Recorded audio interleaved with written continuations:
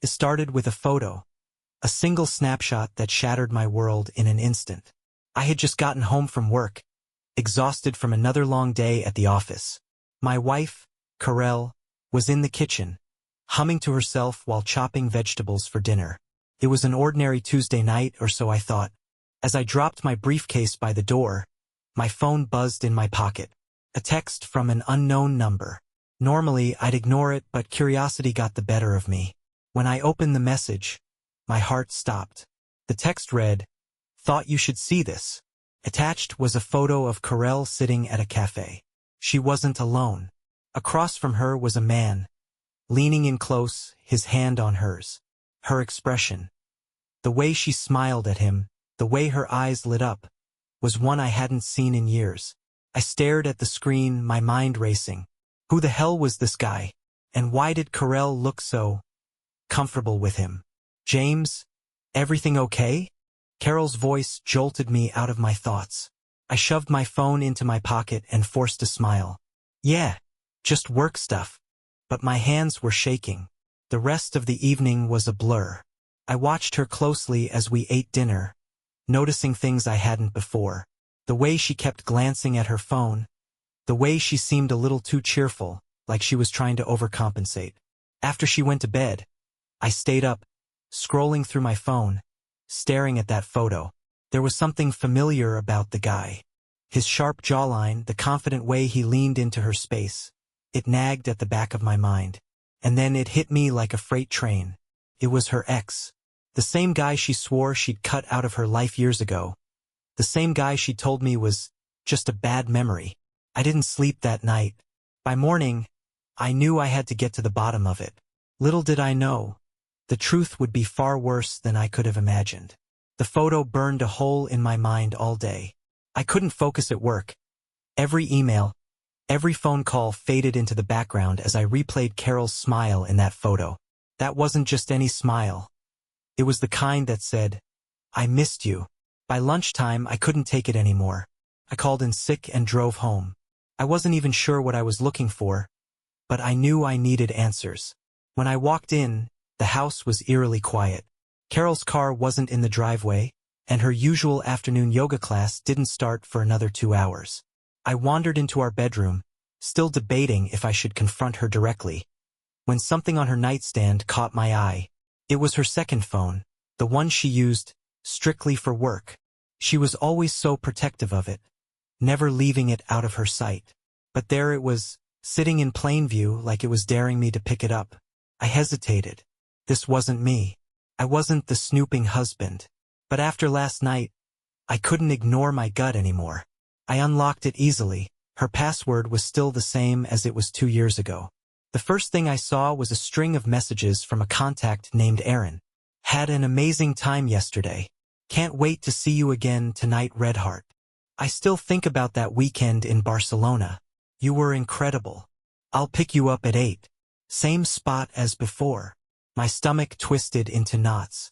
I scrolled further and found a chain of photos, some taken in the very cafe from the mysterious picture. And then, my heart stopped again. A message from this morning. "Can't stop thinking about last night in the back seat. You're addictive." I felt like the floor had been ripped out from under me. I dropped the phone and stumbled out of the bedroom, trying to breathe. My wife was having sex with her ex, and apparently it wasn't just a one-time thing. And as if on cue, I heard the unmistakable sound of a car pulling into the driveway. I peeked through the blinds and froze. It wasn't Karel driving. It was him, Aaron. I crept toward the window, my pulse pounding in my ears. Karel stepped out of the passenger seat, giggling like a teenager. He leaned across the console and grabbed her hand, pulling her in for a kiss. A long, passionate kiss. Right there, in broad daylight, in front of our house. That's when something inside me snapped. I threw open the door. Karel. What the hell is going on? The look on her face was priceless. Pure panic. She yanked away from Aaron so fast she nearly tripped. "James, what are you doing here?"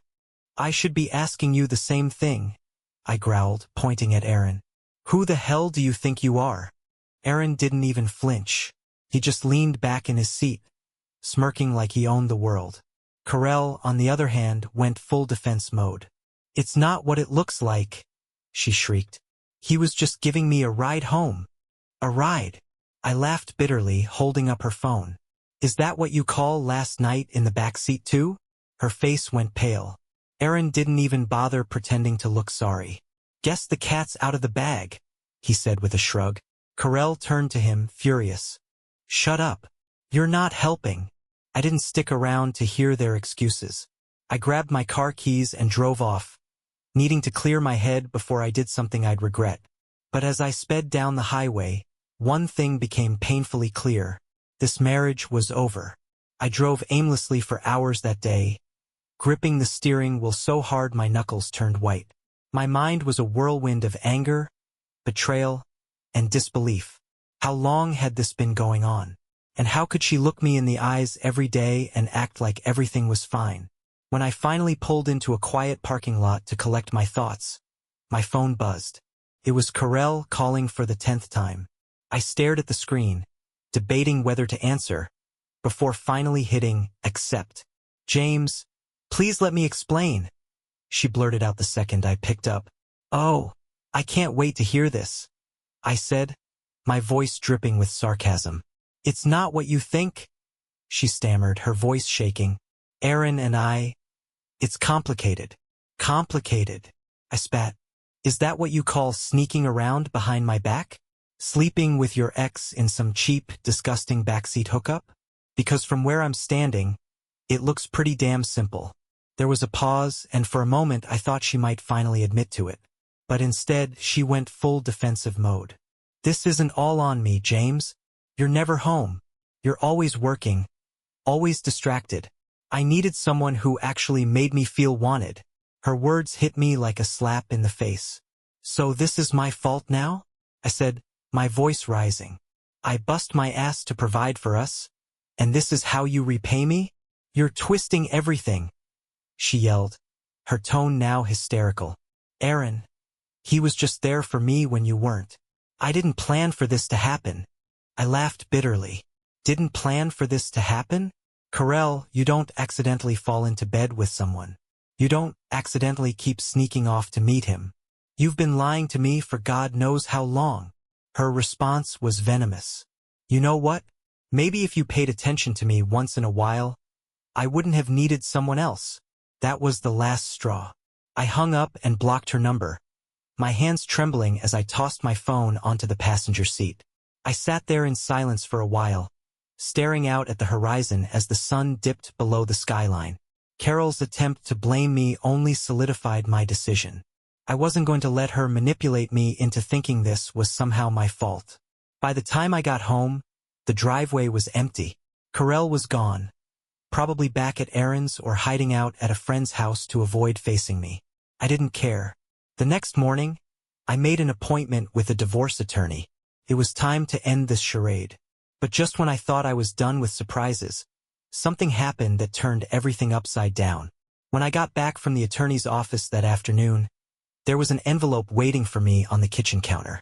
No return address, just my name scrawled across the front. Inside was a stack of photos. Photos of Carell and Aaron in various places, at the cafe, in his car, even outside a motel. But the last photo stopped me cold. It was Carell, standing in front of a house I didn't recognize, holding hands with Aaron. And the note attached said, "You don't know the half of it. Whoever sent this wanted me to dig deeper."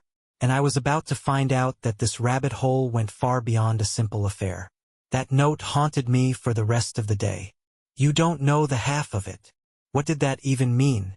What more was there to know? Wasn't the affair bad enough? The house in the photo was unfamiliar. Definitely not Aaron's place, as far as I knew. It looked suburban, with a neatly trimmed lawn and flower beds by the front door. It didn't look like the kind of place you'd use for secret hookups, which only deepened the mystery. The next morning, I called in sick again. I needed to figure this out. I took the photo with me and drove to the area where I knew Aaron lived. It was a small town, and after some time circling the neighborhoods, I spotted the house. My stomach churned as I parked down the street and watched it from a distance. There was a car in the driveway, but it wasn't Aaron's. And then, like a punch to the gut, I saw Karel step out the front door. She wasn't alone.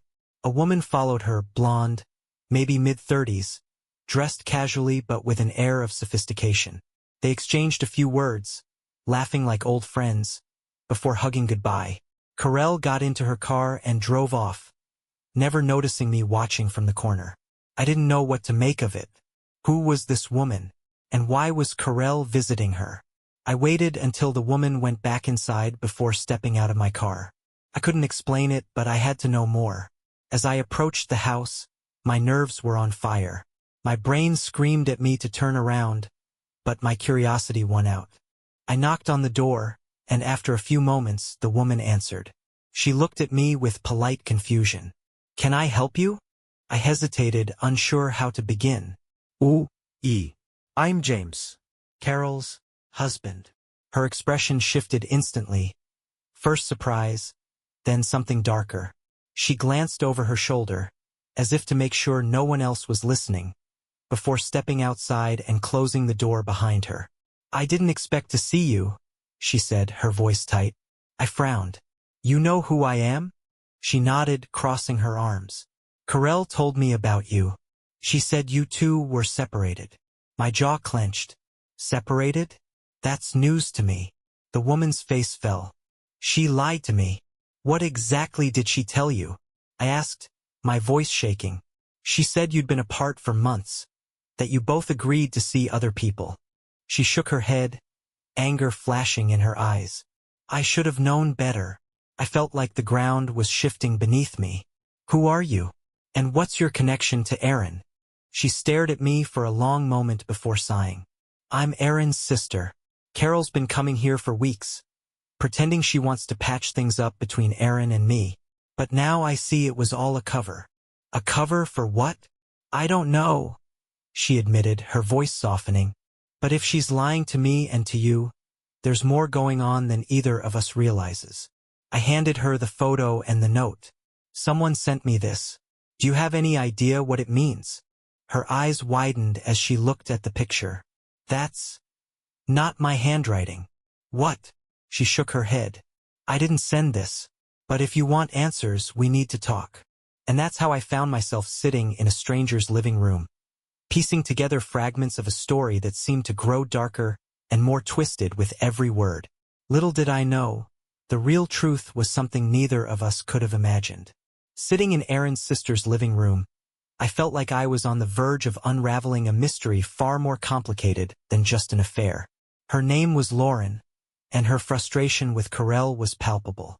She poured us both a coffee, her hands shaking slightly as she recounted her recent encounters with my wife. "She came to me out of nowhere," Lauren began, sitting across from me. "Said she wanted to help Aaron reconnect with the family. She acted sweet, almost desperate, like she was trying to fix some deep wound." I frowned. "And you believed her?" Lauren shrugged. "Aaron's burned a lot of bridges. He's charming, but he's also reckless. I thought maybe Karel saw the good in him that I'd lost sight of. But now," she trailed off, looking at the photo I'd handed her earlier. I leaned forward. "Do you have any idea what they're up to? Why would she be coming here and lying to both of us?" Lauren hesitated, her gaze shifting to the window. "There's one thing, but I don't know if it's connected." "What is it?" She sighed. "Aaron's been acting weird lately. He mentioned some big plan he's working on, something about a fresh start. When I pressed him, he got defensive. Said I wouldn't understand and that it was better if I stayed out of it." My stomach tightened. A fresh start? Is he planning on leaving town? With Karel? Lauren's lips tightened into a thin line. "I wouldn't put it past him. He's impulsive, and if Carol's feeding into that..." She didn't finish the thought, but we both knew where it was heading. For a moment we sat in silence, the weight of the situation pressing down on us. Then, almost as if she couldn't hold it in any longer, Lauren blurted out, "There's more." I raised an eyebrow. "More?" She nodded, her voice lowering. "A few weeks ago, Aaron mentioned something about money. Lots of it. He didn't give me details, but he said Karel was helping him with it.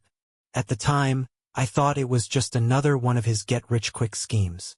My mind raced. Money? Carell and I had a joint account, but as far as I knew, everything was intact. Was she siphoning funds? Hiding something? Did he say where the money was coming from? I asked. No, Lauren replied. But he seemed excited, like whatever they were planning was going to change everything. I didn't know what to say. Every new piece of information made Carol's betrayal feel bigger, more insidious. This wasn't just an affair. It was something else entirely, something that went deeper than I could have imagined. Before I left, Lauren stopped me at the door. "James," she said, her tone serious. "If Carell and Aaron are planning something, you need to be careful. My brother's not above dragging people down with him. And if Carol's been lying to both of us, there's no telling what she's capable of." I nodded, her words echoing in my mind as I walked to my car. When I got home, I sat at the kitchen table, staring at the photo of Carell and Aaron in front of that house. Something about it nagged at me, something I couldn't quite put my finger on. And then it hit me. The house. It wasn't just any house. It was one I'd seen before, but not in person, on paper. Digging through the stack of bills in our home office, I found it. A property deed with Carol's name on it. She'd bought the house, and she'd done it without me knowing. Seeing Carol's name on that property deed sent a chill down my spine. She had bought a house, a whole house, and never mentioned it to me. My mind raced with questions. How did she afford it? Why keep it a secret? And most importantly, what the hell was she planning to do with it? I sat there, staring at the document, trying to process the betrayal. It wasn't just about the affair anymore. This was calculated, deliberate. Carell had been building a life outside of our marriage, and I was completely in the dark. I needed answers. The next day, I drove back to the house.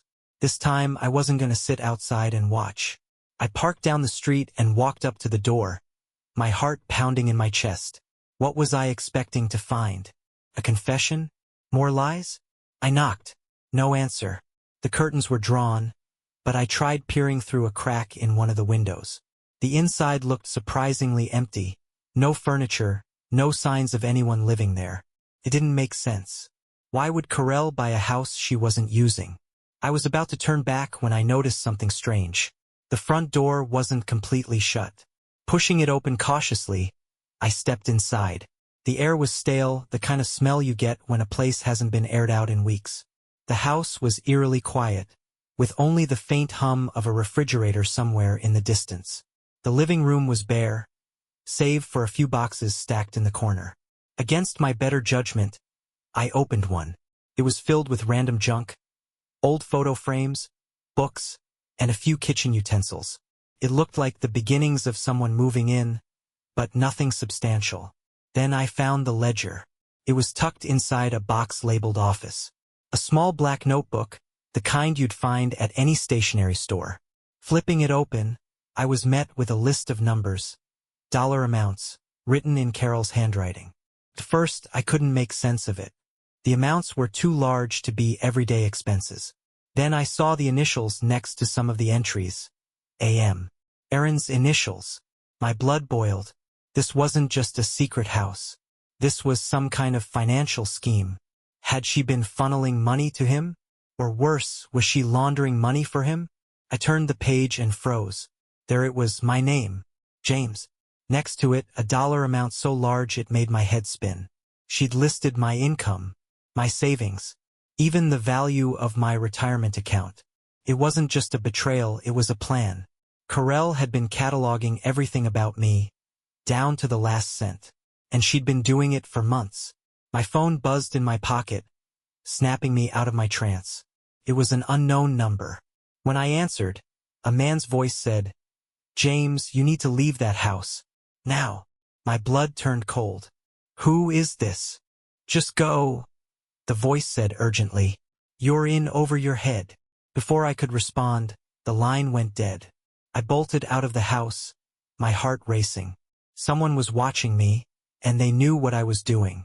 This wasn't just about an affair anymore. This was something much darker, and I was smack in the middle of it. I didn't sleep that night. My head was spinning with everything I'd uncovered. The house, the ledger, the phone call. Someone knew I was onto Carol's scheme, and they clearly didn't want me digging any deeper. But I wasn't about to back down. The next morning, I started making calls. First, to the lawyer handling my divorce. I didn't tell him everything. I wasn't even sure how to explain it. But I mentioned the hidden property and asked if it could complicate the proceedings. Hidden assets? Absolutely, he said. If she purchased that house without disclosing it, it could impact the settlement. Keep digging. Next, I called Lauren, Aaron's sister. She needed to know what I'd found. Lauren, you were right, I said when she answered. This is bigger than we thought. Carell didn't just buy the house. She's been keeping a ledger. There are financial details about me and about Aaron. Lauren cursed under her breath. I knew she was up to something. Did you confront her yet? Not yet, I admitted. I'm still trying to piece it together. But someone called me yesterday, told me to leave the house. Whoever it was, they sounded serious. There was a pause. James, Lauren said cautiously. If Aaron's involved, this could be dangerous. He's been in trouble before, illegal gambling, debts, shady deals. If Carol's tied up in that, you might be dealing with more than just an affair. Her words sent a chill down my spine. Was Carol's secret life connected to something criminal? That evening, I decided to confront Carell. If she was hiding something dangerous, I needed to hear it from her. When she walked through the door, she didn't even look surprised to see me sitting on the couch, waiting for her. She had her usual smug, defensive demeanor, like she already knew how to turn the conversation against me. What now, James? She said, dropping her purse onto the table. Another lecture about how I'm ruining your perfect little life? I didn't rise to the bait. Instead, I calmly held up the property deed. Care to explain this? I asked. Her face didn't even flinch. It's just a little investment, she said breezily. Something I bought with my own money. What's the big deal? With your own money? I said, my voice rising. Carell, you don't have a job. So where did the money come from? And don't tell me you saved it, because we both know that's a lie. Her eyes narrowed, and her tone turned venomous. Oh, so now you're tracking my finances? Maybe if you spent less time being a nosy asshole and more time taking care of me, we wouldn't be here. I slammed the ledger onto the table, cutting her off. Explain this, I demanded. For the first time, I saw a flicker of fear in her eyes. She flipped through the pages, her mouth tightening as she reached the entries with Aaron's initials. You've been spying on me, she said quietly. You've been stealing from me. I shot back. She hesitated, her defenses faltering. You don't understand, James. It's not what it looks like. Then what is it? I demanded. Are you funneling money to Aaron? Helping him with some shady deal? What's the plan, Carell? To drain me dry and disappear with him? She opened her mouth to respond, but before she could, there was a loud knock at the door. We both froze. Are you expecting someone? I asked, but she shook her head, her face pale. The knock came again, harder this time. My heart raced as I moved to the door. Peering through the peephole, I saw two men in suits standing on the porch. Mr. James? One of them called out. We need to speak with you. It's about your wife. I turned back to Carell, but she was already bolting for the back door. Carell, stop! I shouted as she bolted toward the back door, but she didn't even look back. I hesitated, torn between chasing her and answering the men pounding on the front door. Something told me that whoever they were, they wouldn't be leaving quietly. The knocking turned into heavy bangs. Mr. James, this is urgent. We just need to ask you a few questions. Reluctantly, I opened the door, my heart pounding. The two men were tall and imposing, their dark suits making them look more like federal agents than anything else. One of them flashed a badge, though my mind was spinning too much to catch the name or agency. We're with the State Financial Crimes Division, the taller man said. We need to talk to you about your wife, Carell. I felt a cold wave wash over me. What about her? She's been implicated in an ongoing investigation, he said, his tone grave. We have reason to believe she's involved in fraudulent financial activities tied to your accounts. Fraud. The word hung in the air like a bomb. You think she's stealing from me? I asked, my voice shaky. The other agent chimed in. It's more than that. We've been tracking a series of transactions connected to her and an individual named Aaron. Large sums of money have been moved between multiple accounts, including one linked to a property purchased in her name. Does this sound familiar to you? I nodded, my throat dry. I just found out about the house yesterday. I didn't know any of this was happening until now. The taller man tilted his head. You didn't authorize any of the transfers? Absolutely not, I said firmly. I've been in the dark about everything. She's been lying to me for months. Before they could respond, a loud crash came from the backyard. I spun around just in time to see Carell running through the side gate, her car keys in hand. She's trying to get away, I yelled. The agent sprang into action, bolting past me toward the yard. I followed, watching as Carell jumped into her car and started the engine. Carell, stop, I shouted, but she slammed the car into reverse, tires screeching as she backed out of the driveway. One of the agents managed to yank the driver's door open, but Carell swung her arm wildly, hitting him with her purse and knocking him off balance. Within seconds, she was speeding down the street, leaving a trail of burnt rubber and chaos in her wake. I turned to the agents, my heart racing. What now? The taller one dusted himself off, glaring after her car. We'll put out an alert. She won't get far. But as they walked back to their car to call it in, I felt a sinking pit in my stomach. This wasn't just about the money anymore. Carell was running, and whatever she was running from, it was big enough to risk everything, including her freedom. As I stood there in the driveway, the weight of it all finally hit me. My wife wasn't just a cheater. She wasn't just a liar. She was a criminal. And somehow, I was caught in the middle of it all. After Carell sped off, the agents wasted no time. One of them stayed back to question me further, while the other jumped into their car to follow her. The tension was thick, and my head spun with questions I didn't have answers to. She'll be caught, the remaining agent assured me as he took a seat in my living room. We've been monitoring her and Aaron for weeks. This was just a matter of time. I barely heard him. My mind kept replaying the image of her driving away, her face pale but determined. What was she so afraid of? Why would she risk running if she thought she could talk her way out of it, as she always did? You said you've been monitoring her, I finally said, snapping out of my thoughts. What exactly have you found? The agent hesitated, glancing at his phone before answering. We can't disclose everything, but I can tell you this. Your wife and Aaron have been operating what we believe is a money laundering scheme. She's been moving funds through your accounts, and the house she purchased is likely tied to their operation. We're still trying to uncover all the layers, but it's clear she's been planning this for a while. My stomach churned. I felt stupid, blindsided. How had I missed this? How had I let her deceive me so completely? She's been using me, I muttered, more to myself than to him. It looks that way, the agent said, his tone neutral but firm. Before I could respond, his phone buzzed. He glanced at the screen and stood up abruptly. They've located her car, he said, motioning for me to follow him. I hesitated. Am I even allowed to go with you? It's your call, he said. But considering the circumstances, it might be better if you see this through. I didn't need to think twice. I grabbed my coat and followed him to the car. The drive was tense, the agent updating me sporadically as we headed toward the location where Carol's car had been found. Apparently, she'd abandoned it in a strip mall parking lot on the outskirts of town. When we arrived, I spotted her car immediately, parked haphazardly across 2 spaces. The doors were locked, and there was no sign of Carell anywhere. She's on foot now, the agent said, scanning the area. She won't get far. But as we walked around the car, something caught my eye.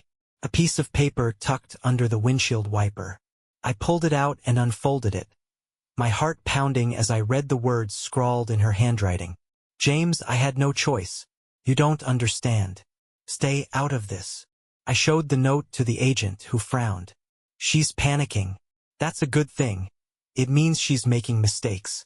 For me, though, the note raised more questions than it answered. What didn't I understand? What had she meant by no choice? As we searched the area, I couldn't shake the feeling that Carell wasn't just running from the law. She was running from something or someone else. We didn't find her that night. The agents assured me they'd track her down. But as I drove home alone, the silence in the car was deafening. When I got back to the house, I found something else waiting for me. Another envelope, sitting on the kitchen counter where I'd found the first. This time there was no note, just a single photo. It was Carell and Aaron standing in what looked like a storage unit. They were holding duffel bags, their faces serious. What were they hiding? And how much worse could this possibly get? The photo of Carell and Aaron standing in that storage unit haunted me all night. It was grainy, like it had been taken from a security camera, but the details were unmistakable. They were holding duffel bags, their expressions tense, like they were in the middle of something they didn't want anyone to see. By morning, I couldn't sit idle anymore. I needed answers, and I wasn't going to get them by waiting around. I decided to take the photo to the one person who might have an idea where that storage unit was. Lauren. When I showed her the picture, she went pale. "I know where this is," she said, her voice barely above a whisper. "You do?" I asked, leaning forward. "It's one of Aaron's go-to places," she admitted. "He's used it before, back when he was in trouble with loan sharks. If he's meeting Carell there, they're storing something. And I guarantee it's not legal." The words hung in the air, heavy with implication. "Do you know the address?" I asked, trying to keep my voice steady. She hesitated, then nodded. "I'll take you there. But James, you need to understand something. If Aaron's involved, this could be dangerous. He's not the type to play nice when he feels cornered." I clenched my fists. "I don't care. I need to know what they're hiding." The storage unit. The drive was tense. Lauren was quiet, occasionally glancing at her phone as if expecting bad news. When we arrived at the storage facility, it was exactly as I'd imagined. Rows of identical metal doors, each one with a padlock, surrounded by high fences and security cameras. "This is it," Lauren said, pointing to one of the units. "That's Aaron's." My heart raced as I stepped out of the car. I hadn't thought this far ahead. What was I expecting to do? Break in? Call the cops? Lauren must have read my hesitation. "There's a keypad at the gate," she said. "Aaron's not exactly creative. Try his birthday, 0214. To my surprise, it worked. The gate creaked open, and we made our way to the unit. The padlock was there, but it wasn't locked properly. It hung loosely, as if someone had left in a hurry. "This feels like a trap," Lauren muttered.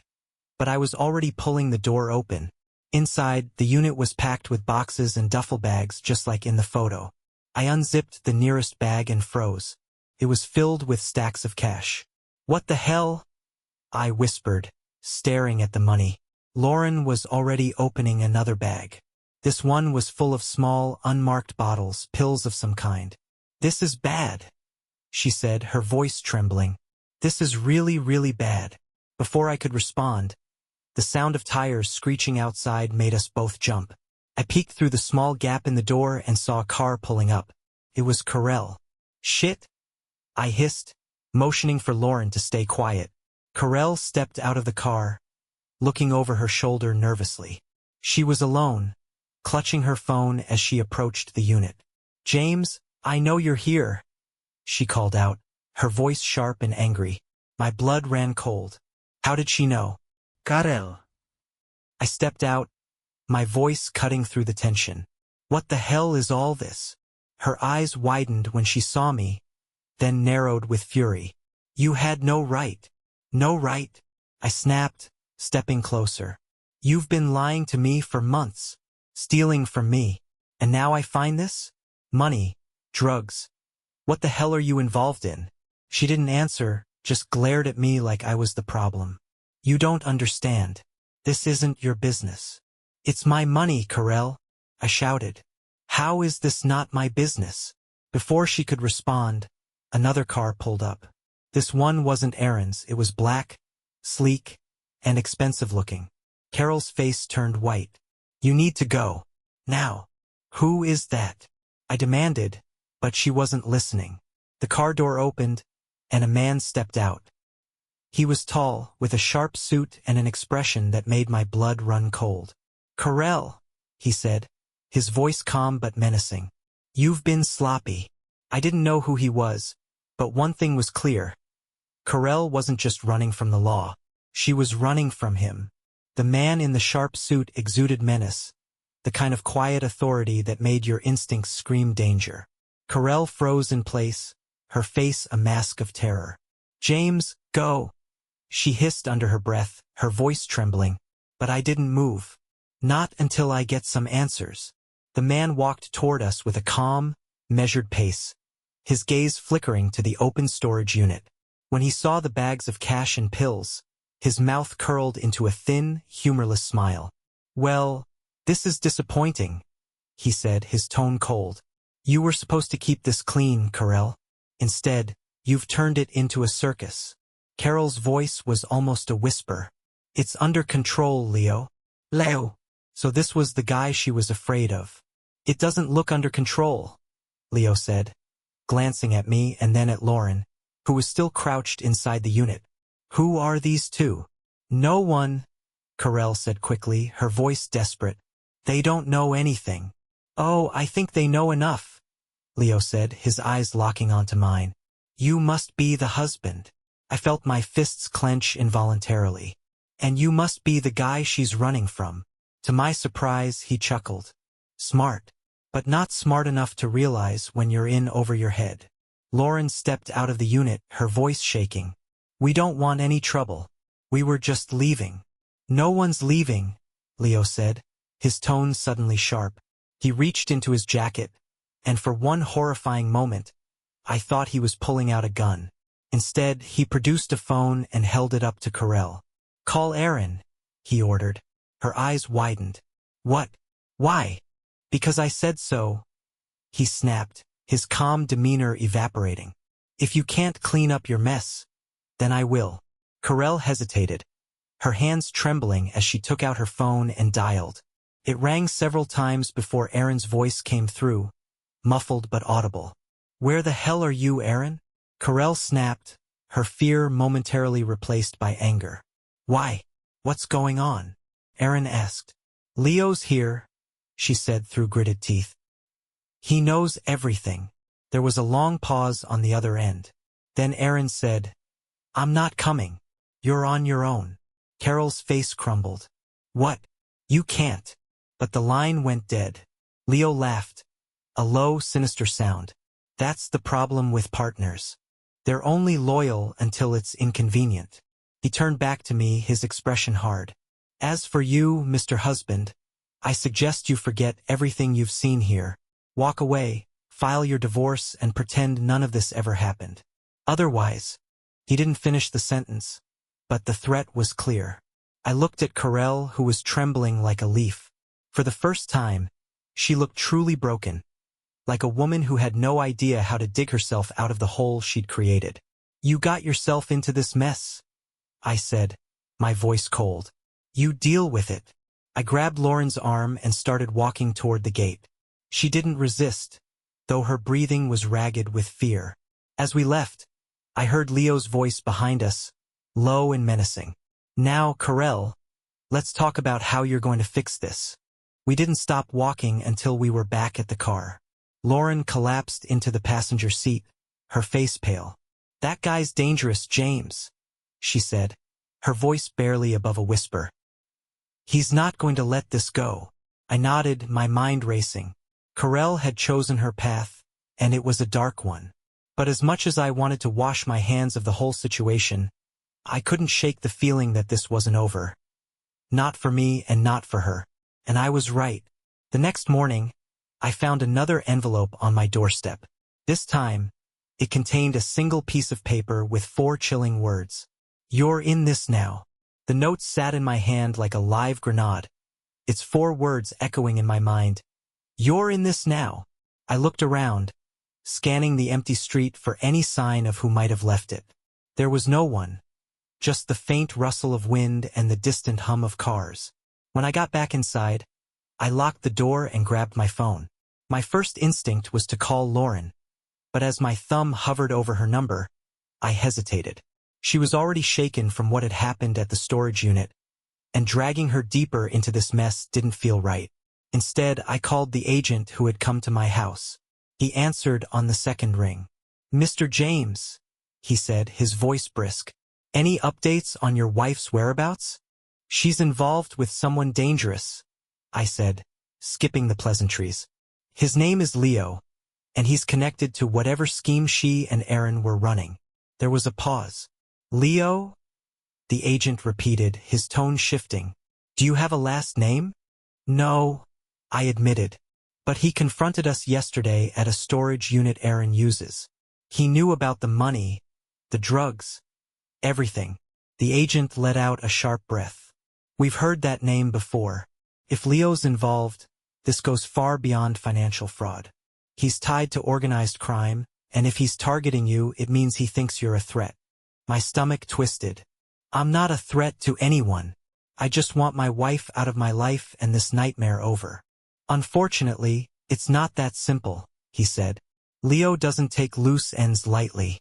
If he's left you a message, it's because he thinks you know something valuable, or he's using you to get to Corel." The thought made my blood run cold. "What should I do?" I asked. "For now, stay low," he said. "We'll increase surveillance around your house and monitor any activity. But if Leo contacts you again, do not engage. Call us immediately." I hung up feeling no safer than before. If anything, the agent's words only confirmed what I'd already suspected. I was in way over my head. The unexpected call. Later that afternoon, my phone buzzed with a call from an unknown number. I almost let it go to voicemail, but something told me to answer. "Hello, James," a familiar voice said. It was Corel. I felt a surge of anger. "You've got some nerve calling me after everything you've done." "I don't have time for this," she snapped, her voice tense. "I need your help." I laughed bitterly. "Help? After you lied, cheated, and dragged me into this mess? You're out of your mind." "Listen to me," she said, her tone frantic. "Leo thinks you know something. He's not going to stop until he gets what he wants." "What does he want?" I demanded. She hesitated. "Aaron stole from him. A lot of money. And Leo thinks I have it, or that you do." I froze. "Me? Why would he think that?" "Because Aaron told him you were the fallback plan," she said quietly. "If things went south, Leo was supposed to come after you." My heart pounded in my chest. "And you knew about this?" "I didn't know how far it would go," she cried. "Aaron told me it was just insurance, that Leo would never actually involve you. But now everything's spiraling out of control." I clenched the phone so hard it hurt. "Why should I believe anything you say?" "Because I don't want you to get hurt," she said, her voice breaking. "Please, James. I made mistakes, but I never wanted this to happen." There was a long pause. Then she added, "Meet me tonight. I'll explain everything." "Why should I trust you?" "You don't have to trust me," she said. "But if you want to get out of this alive, you'll show up." Before I could respond, the line went dead. I sat there, staring at my phone, torn between anger and fear. Meeting her felt like walking into a trap. But if what she said was true, I was already in danger. The note on my doorstep flashed through my mind. "You're in this now." I didn't have a choice. I had to go. The meeting. That evening, I drove to the address Corel had sent me. A rundown motel on the edge of town. The parking lot was nearly empty, the flickering neon sign casting eerie shadows across the cracked pavement. When I knocked on the door of her room, she opened it immediately, her face pale and drawn. "Thanks for coming," she said, stepping aside to let me in. "Start talking," I said coldly. Corel looked at me, her eyes filled with something I hadn't seen in years. Genuine fear. But before she could say a word, there was a loud bang on the door. "Corel!" A deep voice barked from the other side. "Open up, or we're coming in." Her face went white. "It's Leo," she whispered, and in that moment, I realized there was no way out. The pounding on the motel door sent a shockwave of fear through my body. Carol's face was ghostly pale, her hands trembling as she backed away from the door. Karel.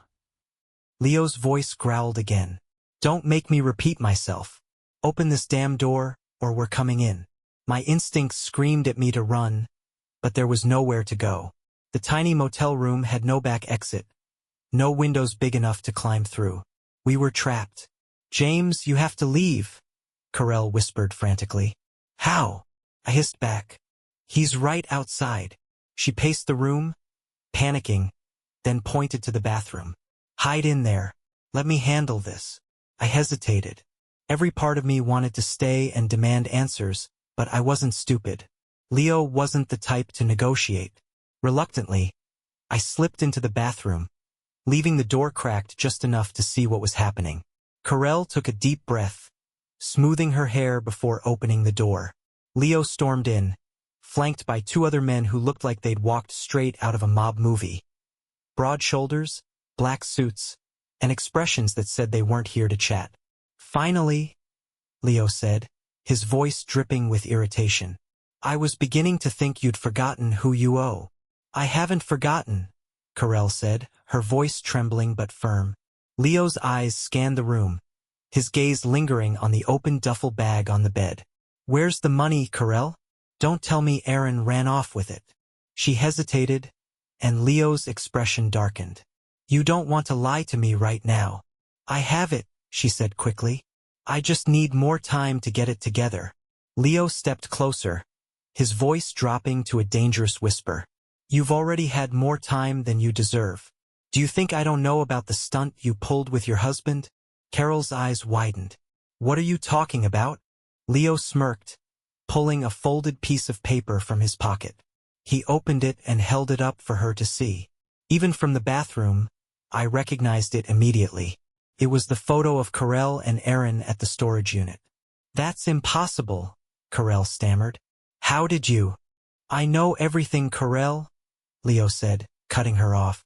Every deal, every lie, every attempt to cover your tracks. You've been sloppy, and now you're gonna fix it. Where is Aaron? Carell shook her head. I don't know. He left me. Okay? He said he was done and disappeared. Leo studied her for a moment, then nodded to one of his men. The man stepped forward, grabbed Carell by the arm, and twisted it behind her back. She cried out in pain, her knees buckling as Leo leaned in close. Let me make this very clear, he said, his voice icy. You don't get to walk away from this. If Aaron is gone, then you're the one who pays. Understand? Carell nodded, tears streaming down her face. Good, Leo said, releasing her. You have 24 hours to get me what I'm owed. If you don't... He let the threat hang in the air, but the meaning was clear. As he turned to leave, one of his men suddenly stopped, his eyes narrowing.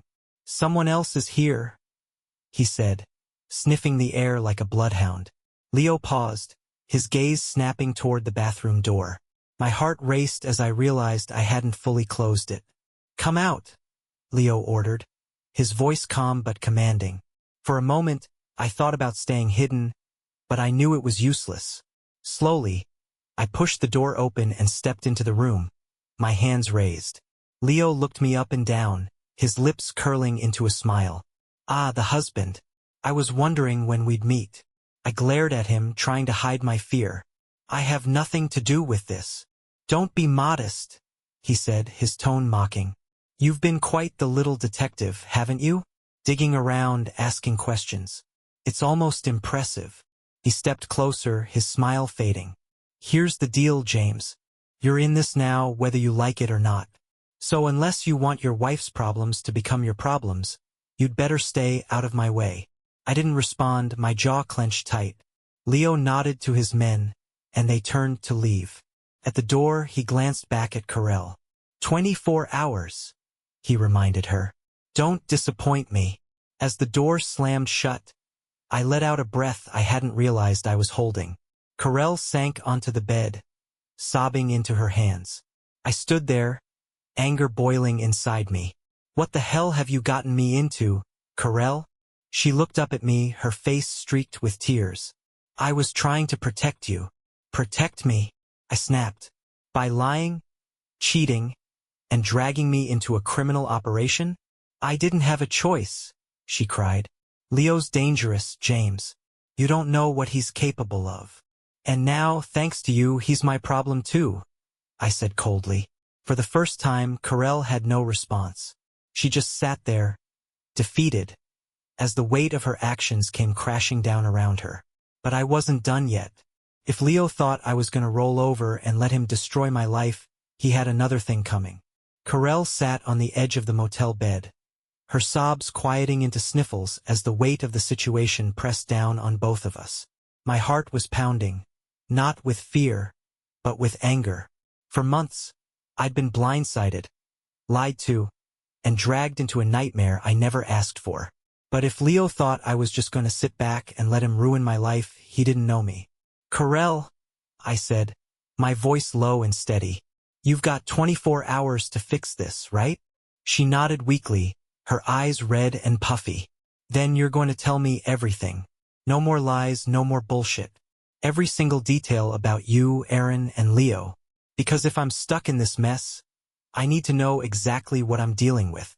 Carell wiped her face, her gaze darting nervously to the door as if Leo might burst back in at any moment. I was going to fix it, James. But Aaron. He screwed everything up. I folded my arms, glaring at her. Start from the beginning. The truth comes out. It all started months ago. According to Carell, Aaron had approached her with what sounded like an easy way to make quick money.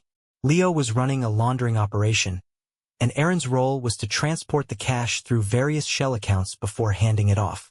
At first, Carell claimed she only got involved to help. She said Aaron had convinced her it was low risk, just a matter of using her name on some paperwork to make things look legitimate. But then the money started piling up, and with it, the stakes.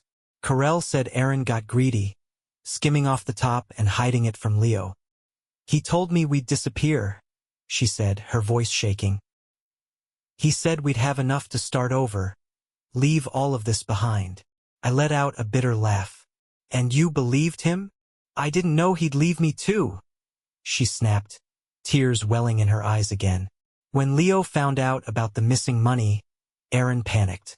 He told Leo you had resources that we could use your accounts as a fallback.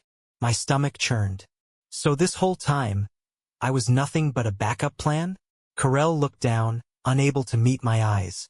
I didn't want you to get hurt, James. That's why I tried to keep you out of it. Keep me out of it? I barked. You dragged me into it the moment you started stealing from me and lying to my face. She flinched but didn't argue. The deal. I took a deep breath, trying to push past my anger. Yelling at Carell wouldn't solve anything. Leo wasn't going to wait, and if we didn't act fast, things were only going to get worse. Where's the money? I asked. Carell hesitated. Most of it's in a storage locker Aaron rented downtown. The rest, I don't know. He moved some of it before he disappeared.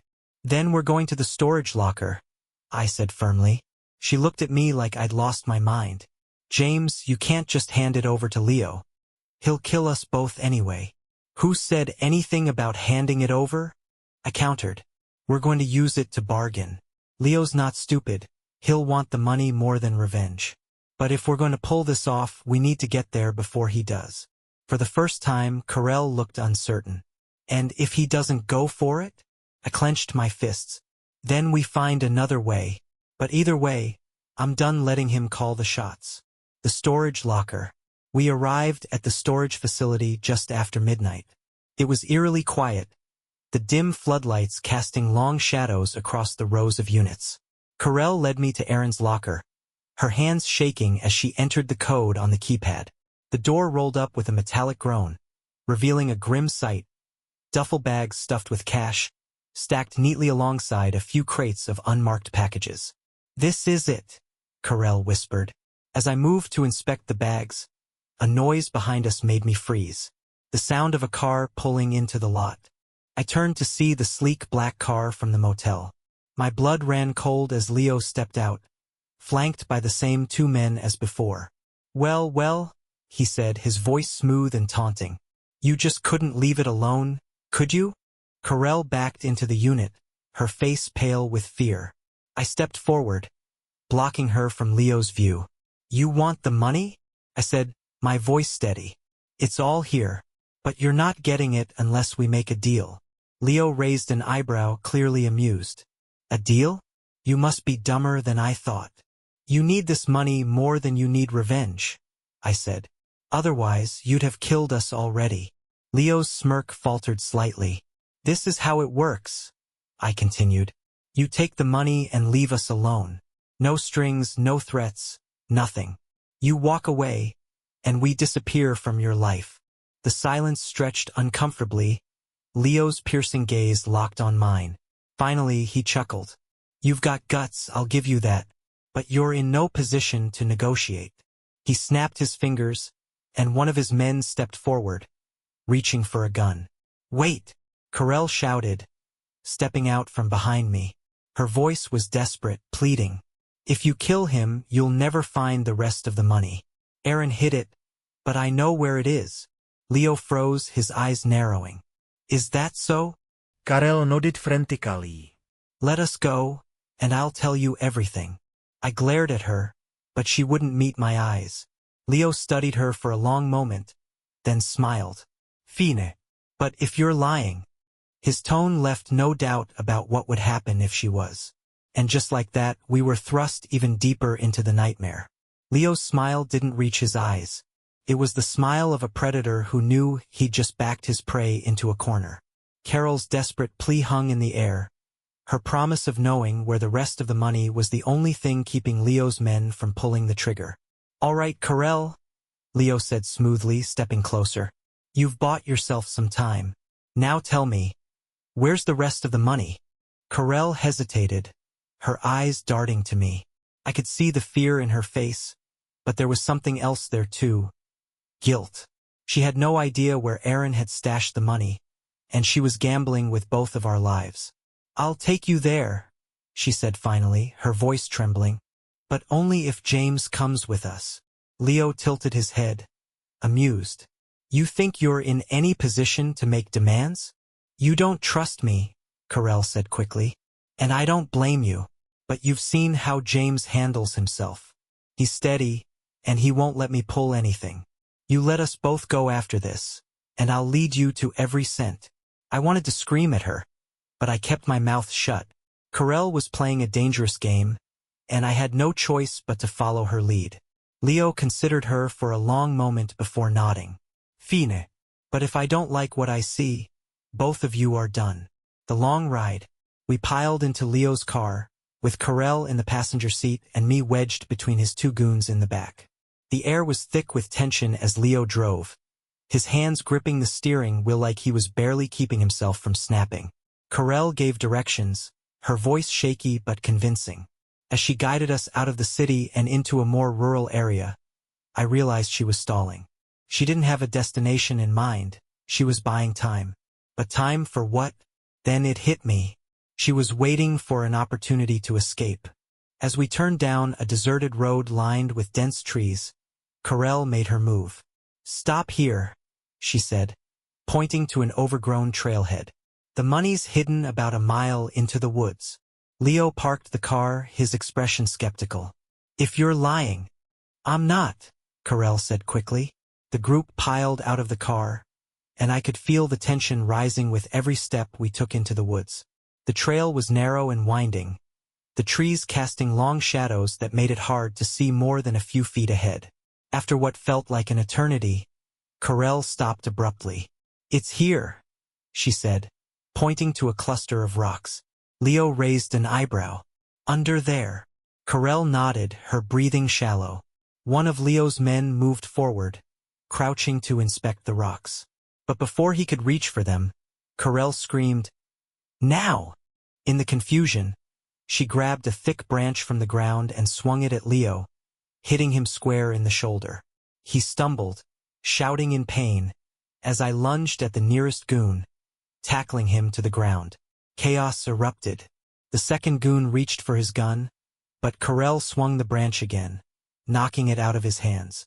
I scrambled to my feet, grabbing a nearby rock and using it to fend off the first goon as he lunged at me.